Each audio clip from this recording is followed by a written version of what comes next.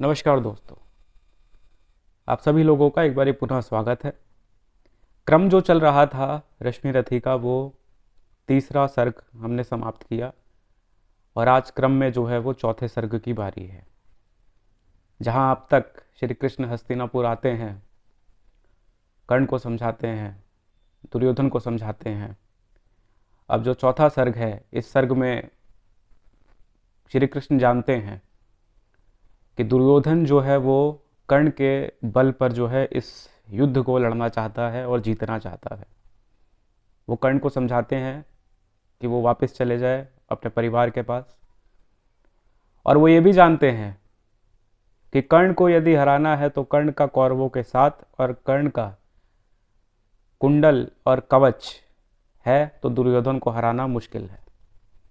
इसलिए श्री कृष्ण इंद्र को भेजते हैं ब्राह्मण के रूप में, और वो ब्राह्मण के रूप में जाते हैं और कर्ण से जो है वो दान मांगते हैं कवच और कुंडल।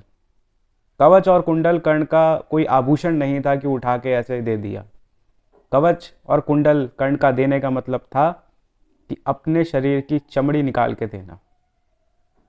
कवच और कुंडल कर्ण के देने का मतलब था, दान देने का मतलब ये था कि अर्जुन के हाथों ताम्रपत्र पर अपनी ही मौत को जो है वो लिख देना। बहुत मुश्किल काम था। तो चौथे सर्ग की जो है हम शुरुआत करते हैं और आज चौथे सर्ग को जो है हम पढ़ेंगे, रश्मि रथी का चौथा सर्ग। कि प्रेम यज्ञ यदि कठिन कुंड में कौन वीर बलि देगा, तन मन धन सर्वस्व होम कर अतुलनीय यश लेगा। हरि के सन्मुख भी ना हार जिसकी निष्ठा ने मानी, धन्य धन राधे बंधुता के अद्भुत अधिमानी। पर जाने क्यों नियम एक अद्भुत जग में चलता है, भोगी सुख भोगता तपस्वी और अधिक जलता है। हरियाली है जहाँ जलद भी उसी खंड के वासी, मरु की भूमि मगर रह जाती प्यासी की प्यासी। और वीर जो किसी प्रतिज्ञा पर आकर अड़ता है, सचमुच उसके लिए उसे सब कुछ देना पड़ता है। नई सदा भिषिक्का दौड़ती द्वार पाप का पाकर, दुख भोगता कभी पुण्य को भी मनुष्य अपना कर। पर तभी रेखा प्रकाश की जहाँ कहीं हस्ती है, वहीं किसी प्रज्वलित वीर नर की आभा बसती है। जिसने छोड़ी नहीं लीक विपदाओं से घबराकर, दी जग को रोशनी टेक पर अपनी जान गवाकर। नरता का आदर्श तपस्या के भीतर पलता है, देता वही प्रकाश आग में जो अभीत जलता है। आजीवन झेलते दाह का दंश वीर प्रतिधारी, हो पाते तब कहीं अमरता के पद के अधिकारी। प्रण करना है सहज कठिन है लेकिन उसे निभाना, सबसे बड़ी जांच है व्रत का अंतिम मोल चुकाना। अंतिम मूल्य ना दिया अगर तो और मूल्य देना क्या, करने लगे मोह प्राणों का तो फिर प्राण लेना क्या। सस्ती कीमत पर बिकती रहती जब तक कुर्बानी, तब तक सभी बने रहे सकते त्यागी बलिदानी। पर महंगी में मूल तपस्या का देना दुष्कर है, हंस कर दे यह मूल्य न मिलता वह मनुष्य घर घर है। जीवन का अभियान दान बल से अजरस चलता है, उतनी बढ़ती ज्योति इसने जितना अनल्प जलता है। और दान में रोकर या हंसकर हम जो देते हैं, अहंकार वर्ष उसे स्वप्त का त्याग मन लेते हैं। यह ना स्वप्त का त्याग दान जो जीवन का झरना है, रखना उसको रोक मृत्यु के पहले ही मरना है। किस पर करते कृपा वृक्ष यदि अपना फल देता है, गिरने से उसकी संभाल क्यों रोक नहीं लेता है। सरिता देती वारिक पाकर उसे सुकृत धन्य हो, बरसे मेघ भरे फिर सहता उदित नया जीवन हो। आत्मदान के साथ अगजीवन का ऋतु नाता है, जो देता जितना बदले में उतना ही पाता है। जो नर आत्मदान में अपना जीवन घट भरता है, वही मृत्यु के मुख में भी पड़कर ना कभी मरता है। जहाँ कहीं है ज्योत जगत में, जहाँ कहीं उजियाली, वहाँ खड़ा है कोई अंतिम मोल चुकाने वाला। व्रत का अंतिम मोल राम ने दिया त्याग सीता को, जीवन की संगिनी प्राण को मणि को सुपनीता को। दिया अस्त्र देकर दधीचि ने शिव ने अंग कतर कर, हरिश्चंद्र के कफन मांगते हुए सत्य पर अड़कर। ईसा ने संसार हेतु शूली पर प्राण गवाकर, अंतिम मूल्य दिया गांधी ने 3 गोलियां खाकर। सुन अंतिम ललकार मोल भांगते हुए जीवन की, सरमद ने हंसकर उतार दी त्वचा समूचे तन की। हंसकर लिया मरण होठों पर जीवन का व्रत पाला, अमर हुआ सुकरात जगत में पीकर विष का प्याला। मरकर भी मंसूर नियति की सह पाया ने ठिठोली, उत्तर में 100 बार चीख कर बोटी बोटी बोली। दान जगत का प्रकृत धर्म है, मनुज व्यर्थ डरता है, एक रोज जो हमें स्वयं सब कुछ देना पड़ता है। दोबारा इस पंक्ति को पढ़ता हूँ, बड़ी अच्छी पंक्ति लिखी है दिनकर ने कि दान जगत का प्रकृत धर्म है, मनुज व्यर्थ डरता है, एक रोज दो हमें स्वयं सब कुछ देना पड़ता है, बचते वही समय पर जो सर्वस्व दान करते हैं, ऋतु का ज्ञान नहीं जिनको वह देकर भी मरते हैं। वीर कर्ण विकृणी दान का अति अमोघ व्रतधारी, पाल रहा था बहुत काल से एक पुण्य प्रण भारी। रवि पूजन के समय सामने जो याचक आता था, मुंह मांगा वह दान कर्ण में अनायास पाता था। कोई बहाना नहीं, जो आ गया पूजन से पहले कर्ण ने उसको दिया, चाहे कुछ भी मांगा हो। करते यो सत्कार की मानो हम हो नहीं भिखारी, वर्ण मांगते जो कुछ उसके न्याय सिद्ध अधिकारी। और उमड़ती है प्रसन्न दृग में कैसी जलधारा, मानो सौंप रहे हो हमको यही वह न्यास हमारा। युग युग जिसने कर्ण दलितों के वे बुक दैन्य हरण है, कल्प वृक्ष धरती के अशरण की आत्म शरण है।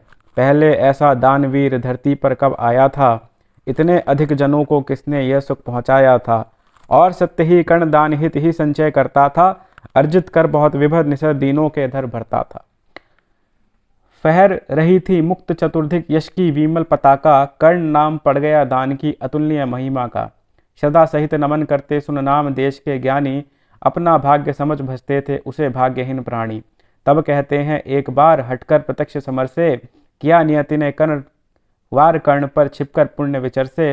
व्रत का निष्कर्ष दान था अब की चढ़ी निकष पर काया, कठिन मूल्य मांगने सामने भाग्य देह धर आया। हंसती थी रश्मियां रजत से भरकर वारी विमल को, हो उठती थी स्वयं स्वर्ण छू कवच कुंडल को। किरण सुधासी कमल गोद में भरकर दमक रहा था, कदली के चिकने पातों पर पारद चमक रहा था। कहा कर्ण ने कौन उधर है बंधु सामने आओ, मैं प्रस्तुत हो चुका हूँ स्वस्थ हो निज आदेश सुनाओ। अपनी पीड़ा कहो कर्ण सबका विनित अनुचर है, यही विपिन का सुख तुम्हारी सेवा में तत्पर है।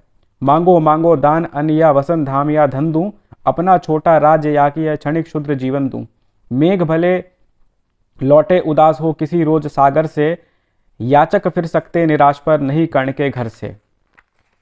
पर का दुख हरण करने से ही अपना सुख माना, भाग्यहीन मैंने जीवन में और स्वाद क्या जाना। आओ उऋण बनूं तुमको भी न्याय तुम्हारा देकर, उपकृत करो मुझे अपनी संचित निधि मुझे देकर। कर्ण का बारे में कहा जाता था कि कर्ण की पूजा करने से पहले अगर कोई उनके ये दरवाजे पर आ जाता है उनसे कुछ भी मांगने के लिए, तो कर्ण उसे खाली हाथ नहीं जाने देते थे, कर्ण उसे देते थे, कुछ ना कुछ देंगे। और या जो मांग दिया वो उसको देंगे, उसको ये नहीं कहेंगे कि ये नहीं है या नहीं दे पाऊंगा मैं। आगे चलते हैं। अरे कौन है भिक्षु यहाँ पर और कौन दाता, अपना ही अधिकार मनुज नाना विधि से पाता। कर पचार कर जब भी तुम मुझसे कुछ ले जाते हो, तृप्त भाव से हेर मुझे क्या चीज नहीं देते हो।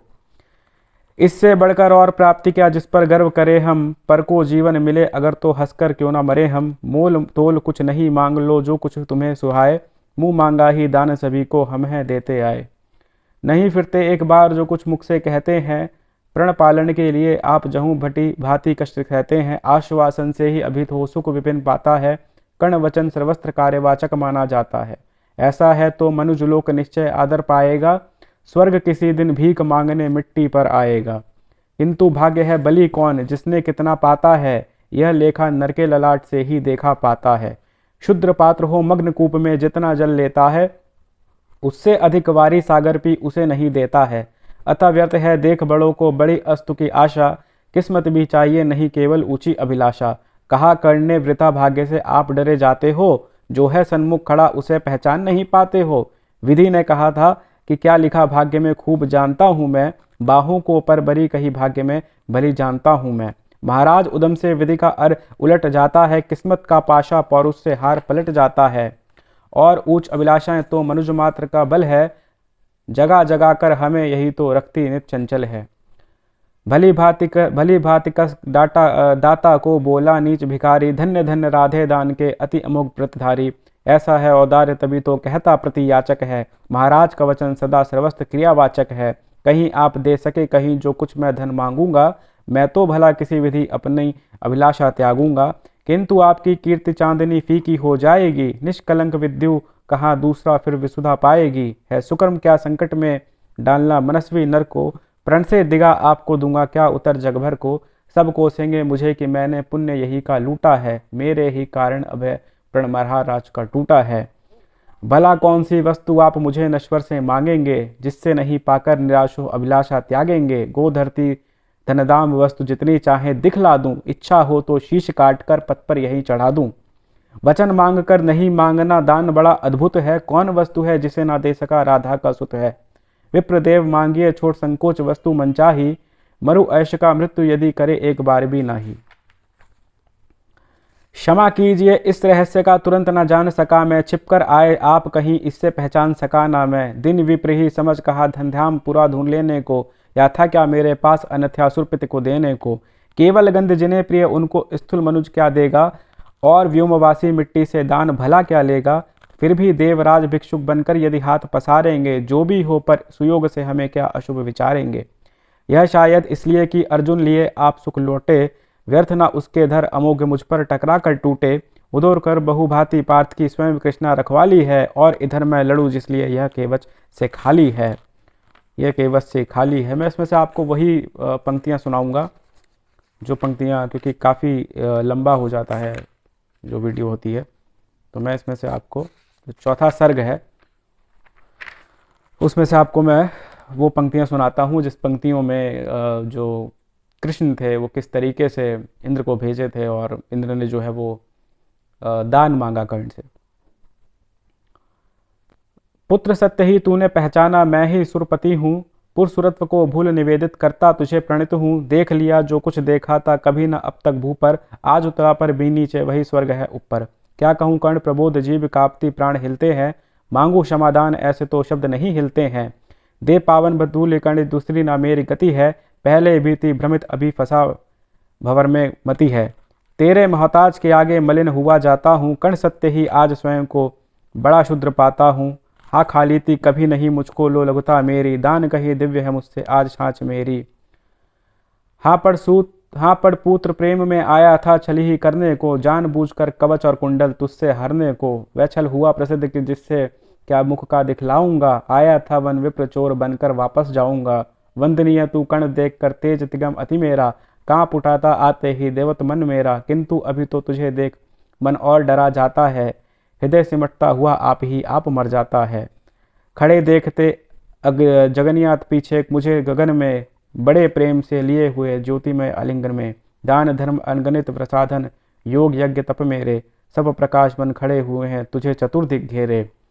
नहीं मग्न हो तुझे अंक में लेकर इटलाती है, मस्तक सूंग स्वप्न अपना यह कहकर बतलाती है। इसने मेरे अमित मलिन पुत्रों का दुख मेटा है, सूर्य पुत्र यह नहीं कर्ण मुझे दुखिया का बेटा है। तू दानी मैं कुटिल प्रवंचक, तू पवित्र मैं पापी, तू देकर भी सुखी और मैं लेकर भी परितापी। तू पहुँच और जहाँ कर्ण देवत्व ना जा सकता है, इस महान पद को कोई मानव ही पा सकता है। देख न सकता अधिक और मैं कर्ण रूप यह तेरा, काट रहा है मुझे जानकर पाप भयानक मेरा। तेरे इस पावन स्वरूप में जितना ही पगता हूँ, उतना ही मैं और अधिक बर्बर समान लगता हूँ। अतः कर्ण कर कृपा यहाँ से तुरंत मुझे जाने दो, अपने इस दुर्दृढ़ तेज से त्राण मुझे पाने दो। मगर विदा देने के पहले एक कृपा यह कर तू, मुझ निष्ठुर से भी कोई ले मांग सोचकर वरतू। कहा कर्ण ने धन्य हुआ मैं आज सभी कुछ देकर, देवराज अब क्या होगा वरदान नया कुछ लेकर। बस आशीष दीजिए धर्म में मेरा भाव अचल हो, वही छत्र हो वही मुकुट हो वही कवच कुंडल को। देवराज बोले ही कर्ण यदि धर्म तुझे छोड़ेगा, निज रक्षा के लिए नया संबंध कहाँ जोड़ेगा। और धर्म को तू छोड़ेगा भला पुत्र किस भगे से, अभी अभी रखा जब इतना ऊपर उसे विजय से। धर्म नहीं मैंने तुझसे जो वस्तु हरण कर ली है, छल से कर आघात तुझे जो निसहायता दी है, उसे दूर या कम कर देना की ही मुझको अभिलाषा है। पर स्वेच्छा से नहीं पूजने देगा तू यह आशा है। तू मांगे कुछ नहीं किंतु मुझको अवश्य देना है, मन को कठिन बड़ा थोड़ा सा हल्का कर लेना है। ले अमोघ यह वस्त्र काल को भी यह रखा जाता है, इसका कोई वार किसी पर विफल न जा सकता है। एक बार ही मगर काम तू इससे ले पाएगा, फिर यह तुरंत लौट कर मेरे पास चला जाएगा। अतः वत्स मत इसे चलाना कभी वृथा चंचल हो, लेना काम तभी तुझको और न कोई बल हो। दान वीर जय हो महिमा का गान सभी जन गाएं, देव और नर दोनों ही तेरा चरित्र अपनाए। दे अमोघ श्रद्धा ने सिधारे देवराज अंबर को, व्रत का अंतिम मूल्य चुकाकर गया कर्ण निज धर को। तो ये था चौथा सर्ग कर्ण का, और अगला जो है वो पांचवा है और उसको हम अगले सप्ताह करेंगे।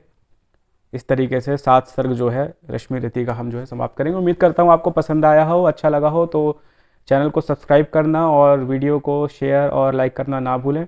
मैं आपसे मिलूंगा अगले सप्ताह 5वें सर्ग के संग। तब तक अपना ध्यान रखिए, मुस्कुराते रहिए और हमारे इस चैनल को देखते रहिए। और जीवन में जो भी परिस्थितियाँ चल रही हो उनसे जो है वो हारना नहीं चाहिए। उदास रहने को अच्छा नहीं बताता है, कोई भी जहर को मीठा नहीं बताता है। तो मुनव्वर राणा साहब का ये शेर है।